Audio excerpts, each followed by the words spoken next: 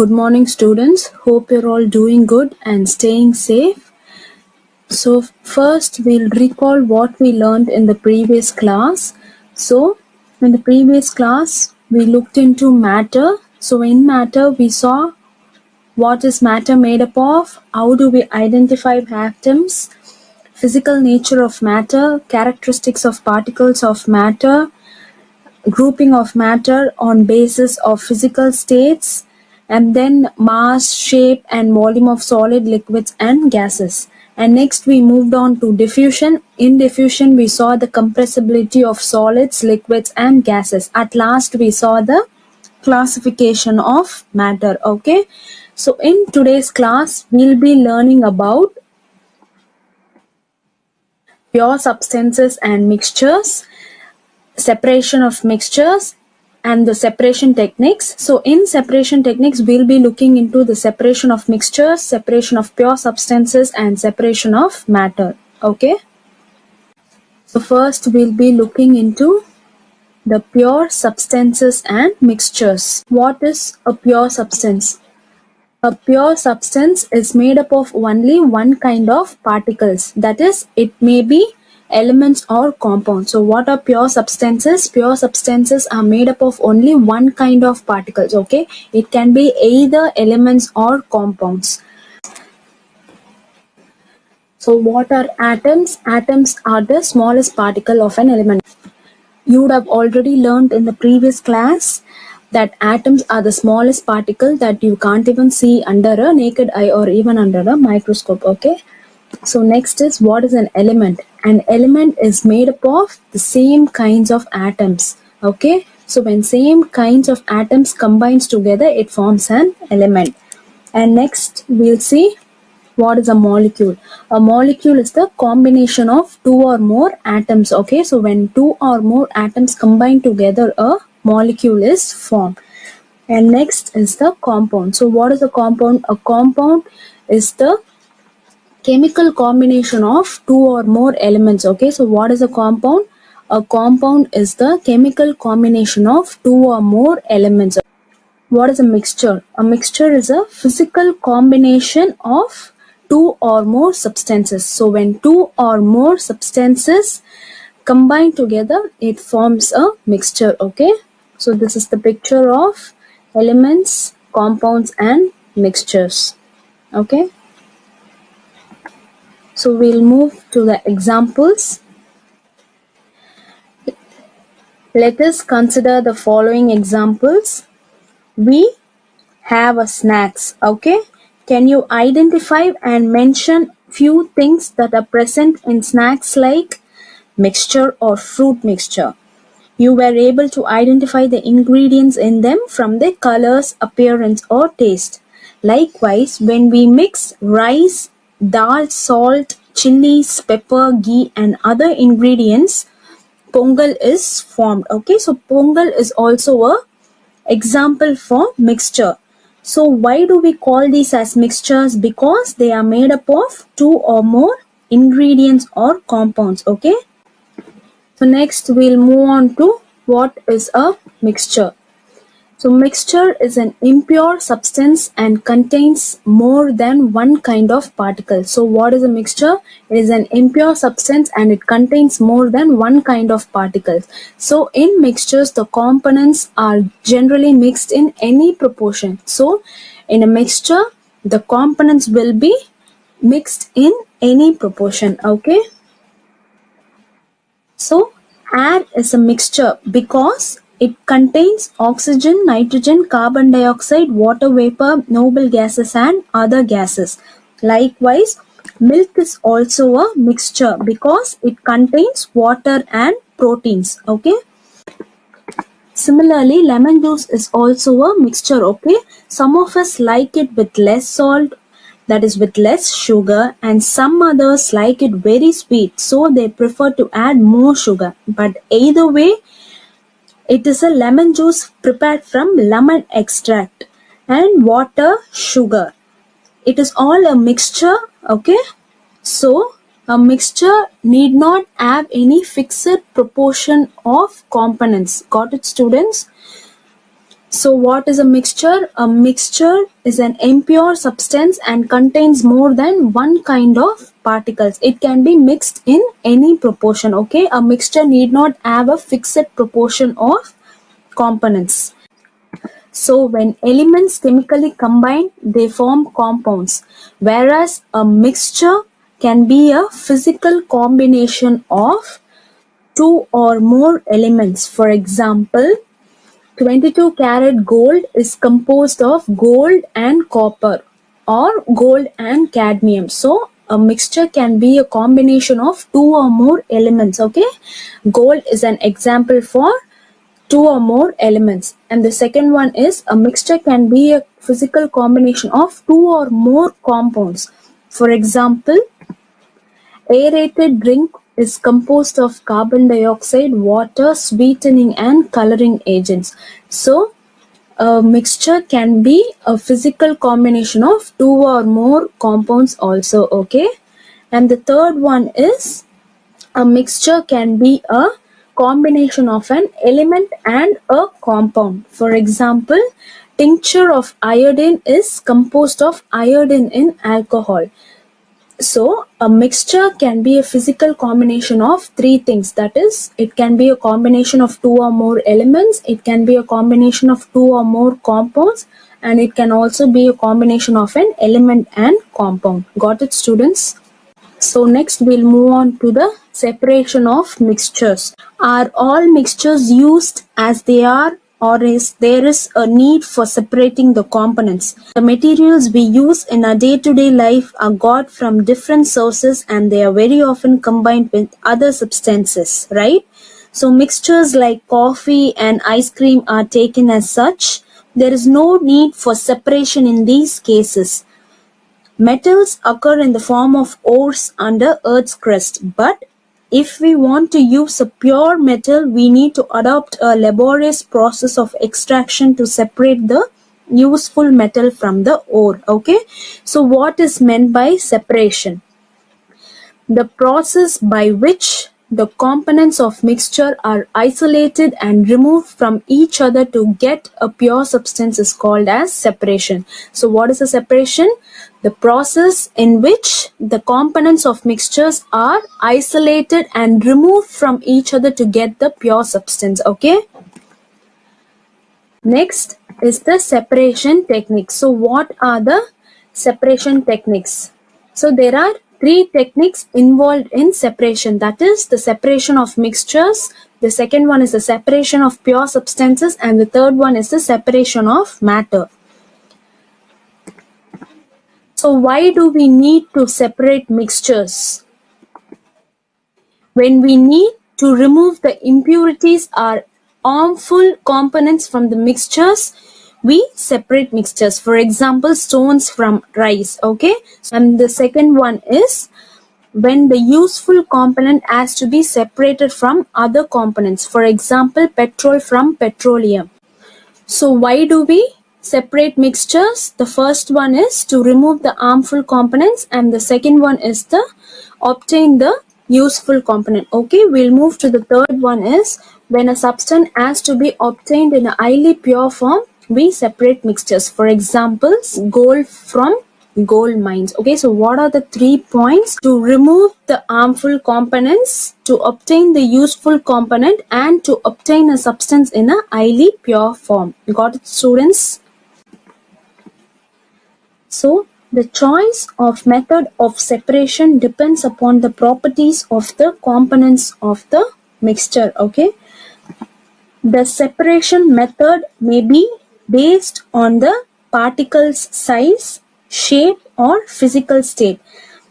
So what are the 3 physical state you learned in the previous class? Yes, it is solids, liquids and gases. Okay, method of separation depends upon the properties of components of the mixture. Okay, that is, it depends upon the particle size, shape or its physical state. We'll look into the separation of pure substance. Okay, so in separation of pure substance, you will be learning about the separation of solid liquid mixture. Okay, so the various methods employed in separation of solid liquid mixtures are filtration, churning, sedimentation, and decantation.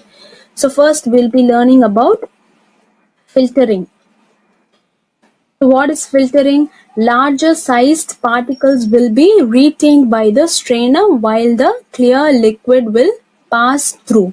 Okay, this process is called as filtering.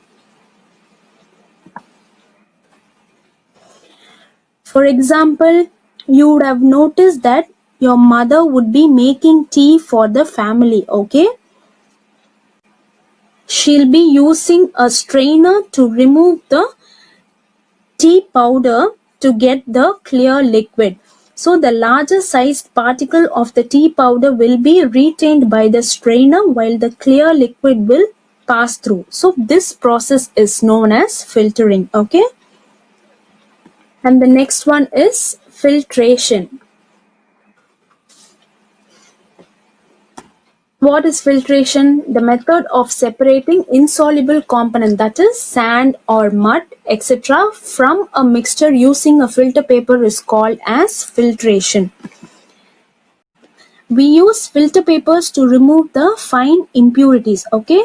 A filter paper has very fine pores much smaller than soil particles.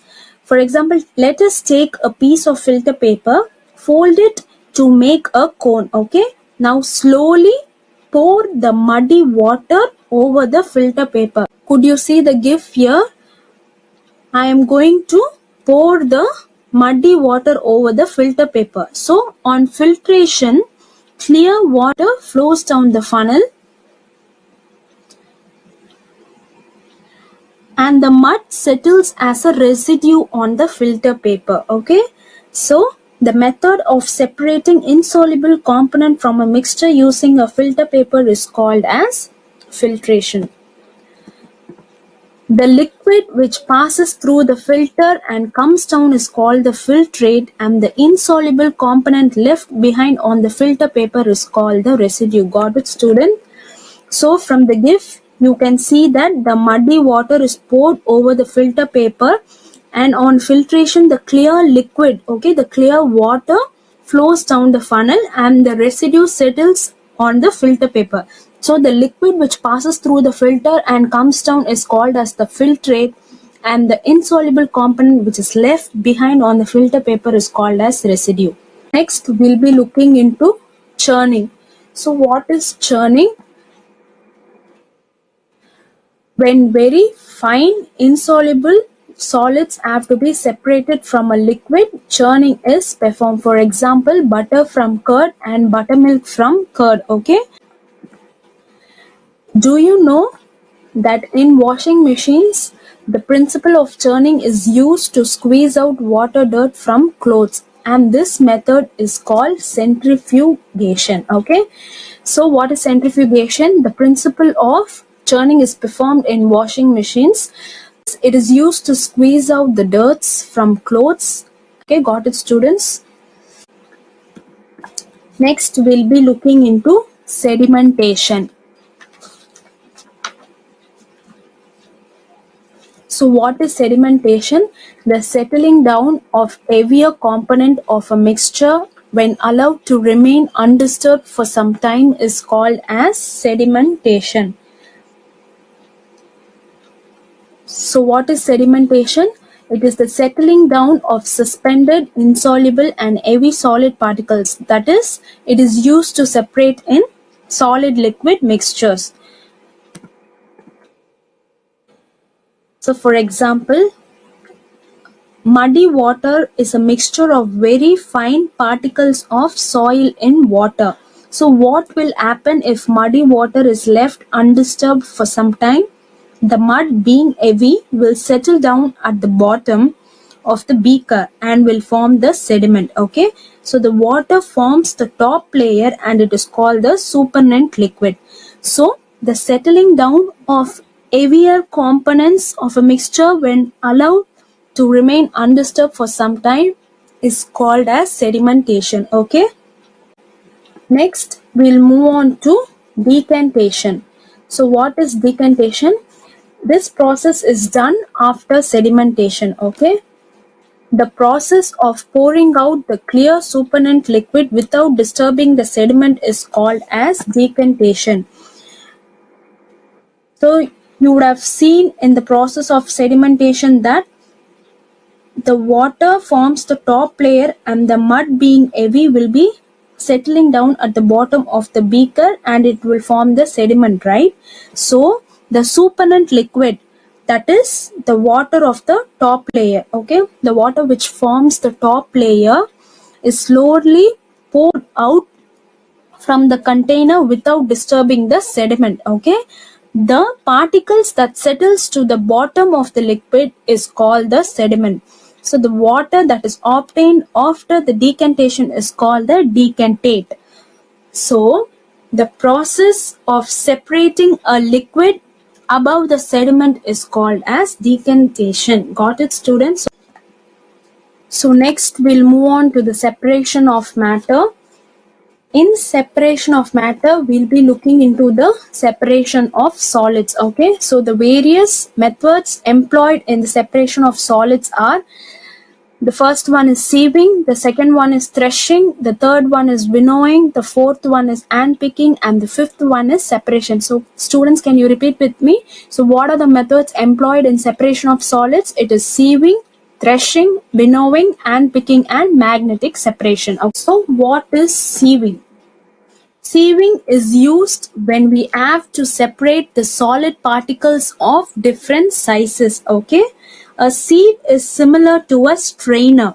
It is used to separate the solid particles of different sizes. For example, bran from flour and sand from gravel, okay. So what is sieving? It is used to separate the solid particles of different sizes. From the pictures, you could see that the solid particles from the flour are being separated using a strainer, okay. And wire mesh as a strainer sieve is used to separate gravel from sand at construction site, okay. So at construction site, the gravels are being separated from sand using a wire mesh, okay. And the second one is threshing. So what is threshing? The process of separating grains from their stalks by beating them so hard that the grains are separated from their stalks. So this process is called as threshing, okay. So generally farmers separate grains from their stalks by beating them hard, okay. So the grains will be separated from their stalks. This process is known as threshing. So these are the pictures of threshing process. And the next one is winnowing. So what is winnowing? It is adopted to separate lighter solids from heavier ones, okay. It is generally used for separating grains from the rice husk. It is an agriculture method for separating grain from chaff, okay. Chaff is nothing but a rice husk, okay. So generally rice, wheat and other food grains are covered in husk which cannot be eaten by us, right? So husk is a very light and it gets easily blown away by a breeze or wind, okay. So winnowing is done by dropping the mixture slowly from a height in the presence of wind, okay. So the husks will be carried by wind and will be collected in a separate heap, while the heavier solids, that is grains, will fall closer and form a separate heap. So got it, students? So what is winnowing? It is generally used for separating grains from a rice husk, okay. So do you know rice husk is also called as chaff, okay. They are the hard coating or protecting covering on a seed or grains, okay. It protects the seeds during the growing seasons. So husks can be used as a building material, fertilizer, insulation material and fuel, okay. So what are rice husks? They are the hard protecting coverings of grains of rice. So these are the pictures of rice husks. You could see that from the second picture, that the rice husks are covered with rice, okay, so it appears to be thick. Whereas in the first picture, the rice are separated by the winnowing process and only the rice husks are left, okay. So next, we'll move to the ant picking method. So if the rice that we cook has stones in it, we have to pick the stones out, okay. So this process is known as ant picking. So what is ant picking? For smaller quantities containing particles reasonably large in size, it is to be recognized, can be picked up by ant, okay. So separating distinctly different solids is known as ant picking. So these are the pictures of ant picking method. It is generally employed by our mothers at home. The rice she cooks has stones in it, means she'll be picking out the stones using ants, okay. So this process is known as ant picking. So the process of removal of different solids using ant, okay, is known as ant picking. Magnetic separation. The separating solids using a magnet is called as magnetic separation. The substances that are attracted to a magnet are called as magnetic substances. So generally, magnetic separation is used to separate the magnetic substance from non-magnetic substance, okay. So these are the pictures of magnetic separation. You could see that the magnetic particles are being removed from the sand using a magnet, okay.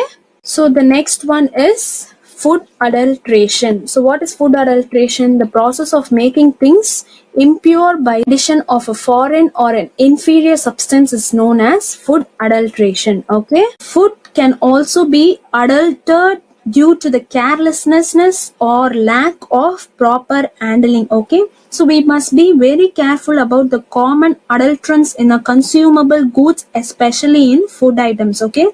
Any adulterated food when consumed will be harmful and it can cause health hazard. So what is food adulteration? It is the process in which the quality of food is lowered either by the addition of inferior quality material or by the extraction of a valuable ingredient. So an adulterated substance will not indicate the true properties of the original substance, okay. For example, used tea leaves are sometimes used as adulterants in tea, and turmeric powder is adulterated with bright yellow chemical which is poisonous to our health. What is food adulteration? It is the process in which the quality of food is lowered either by the addition of inferior quality material or by the extraction of valuable ingredient, okay. So that's it, students. We have come to the end of our class. So I have completed the unit. So from next class, we'll be looking into unit 4, okay. Now I'll do a small recap of what we learned in today's class. So first we looked into the pure substances and mixtures. So what are pure substances? A pure substance is made up of only one kind of particles, okay. Pure substance may be element or compounds. And next we saw the definitions of what is an atom, element, molecule, compound and mixtures, okay. So what is an atom? It is the smallest particle of an element, whereas element is made up of the same kinds of atoms, and molecules are the combination of two or more atoms. Compounds are the substances formed by the chemical combination of two or more elements, and finally a mixture is a physical combination of two or more substances, okay. And next we saw the examples, and then we moved into what is mixture. Mixture is an impure substance and contains more than one kind of particles. So the components in mixtures are mixed in any proportion. And we saw that the mixture are the physical combination of two or more elements, two or more compounds, and It is a combination of an element and compound. Okay, next we moved on to the separation of mixtures. So what is separation? The process by which the components of mixtures are isolated and removed from each other to get a pure substance is called as separation. Okay, and next we moved on to the various separation techniques. So what are the three separation techniques? It is the separation of mixtures, separation of pure substances, and the separation of matter. So first we moved into why do we need to separate mixtures. So why do we need to separate mixtures? To remove the impurities or the harmful components and to obtain the useful component, and then to obtain a substance in a highly pure form. Okay, and we saw that the choice of method of separation depends upon the properties of the components of mixture. That is, it depends upon the particle's size, shape, or the physical state. So what are the three physical states of matter? It is the solid, liquids, and gases. And next we moved on to the separation of pure substances. So in separation of pure substances, we saw the separation of a solid liquid mixture. Okay, so we saw the various techniques employed in solid liquid mixture. So what are the four methods employed in the separation of solid liquid mixture? It is the filtration, churning, sedimentation, and the decantation. So what is filtering? The process of removal of the large sized particles using a strainer is known as filtering. Okay, and next we saw what is filtration. Method of separating insoluble component from a mixture using a filter paper is known as filtration. Okay, and next we saw the process of churning. So what is churning? When very fine insoluble solids have to be separated from a liquid, churning is performed. We saw example butter from curd and buttermilk from curd. And next we saw the do you know. In do you know we saw the process of centrifugation. So what is centrifugation? It is similar to the principle of churning. In washing machine, it is used to squeeze out the dirts from clothes. Okay. And next we moved on to the process of sedimentation. So what is sedimentation? The settling down of heavier component of a mixture when allowed to remain undisturbed for some time is called as sedimentation. It is also known as the settling down of suspended, insoluble, and heavy solid particles. And then we saw an example. And next we moved on to the process of decantation. So this process is generally employed after sedimentation. Okay, this is generally done after sedimentation. So what is decantation? The process of pouring out the clear supernatant liquid without disturbing the sediment is called as decantation. Okay, and next we moved on to the separation of matter. In separation of matter we saw the separation of solids. So what are the various methods employed in separation of solids? It is the sieving, threshing, winnowing, and picking, and magnetic separation. So first we saw in what is sieving. Okay, so sieving is the method used to separate the solid particles of different sizes. Okay, we saw examples. And then we moved into what is threshing. So the process of separating grains from their stalks by beating them so hard so that the grains are separated from their stalks is called as threshing. Okay, and we saw the pictures of threshing. Next we moved on to the winnowing. So what is winnowing?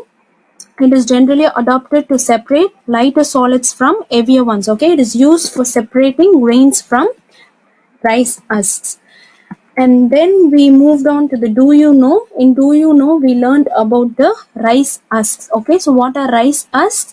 They are the hard protecting coverings of grains of rice. It generally protects the seeds during the growing season, and husks can be used as a building material, fertilizer, insulation material, and fuel. Okay, and next we moved on to the hand picking method. So what is hand picking method? The smaller quantities containing particles reasonably large in size to be recognized can be picked by hand. Okay, so hand picking is generally employed for separating distinctly different solids using hand. Okay, and next we saw the pictures of hand picking method. And then we moved on to the magnetic separation. So what is magnetic separation? It is the separating solids using a magnet. Okay, so the process of separating magnetic substances from non-magnetic substances are called as magnetic separation. And next we saw what is food adulteration. So what is food adulteration? The process of making things impure by the addition of a foreign or inferior substance is known as food adulteration. Okay, so it is the process in which the quality of food is lowered either by the addition of inferior quality material or by the extraction of valuable ingredient. At last, we looked into the examples of food adulteration. So that's it, students. I have attached the assignments for you. Kindly write it in your notebook. Thank you, students.